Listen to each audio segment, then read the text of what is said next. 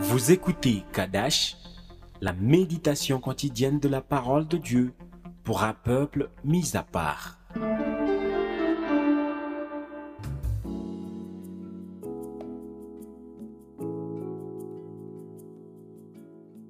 Gloire à Jésus, tu es vivant. Aujourd'hui, je prie pour l'onction du Saint-Esprit sur toi et que ta foi soit affermie au nom de Jésus-Christ.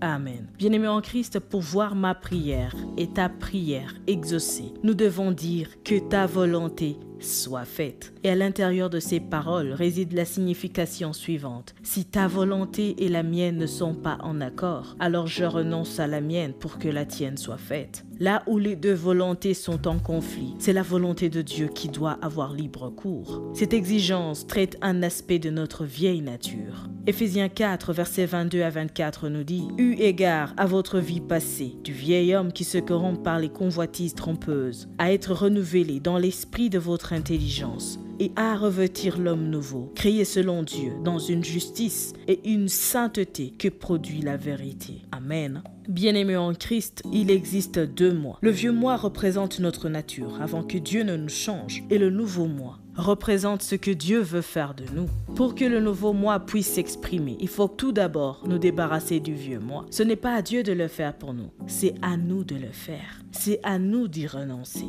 Bien que ce n'est pas facile, nous devons nous y mettre. Ainsi, lorsque nous disons non, non pas ma volonté, nous nous dépouillons du vieux moi. Et lorsque nous disons que ta volonté soit faite, Seigneur, nous revêtons le nouveau moi. C'est ainsi que notre façon de penser est régénérée. Amen. Nous prions.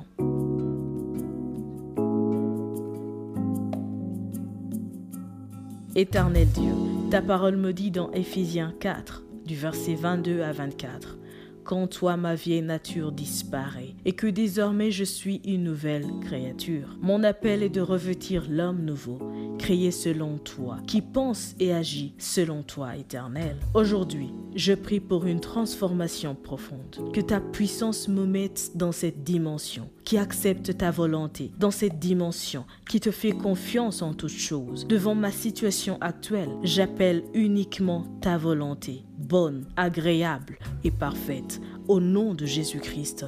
Amen. Que la grâce de notre Seigneur Jésus-Christ, l'amour de Dieu et la communion du Saint-Esprit soient toujours avec toi.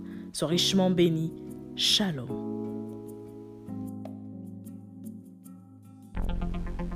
Vous écoutiez Kadash, présenté par Marie-Claire. À bientôt.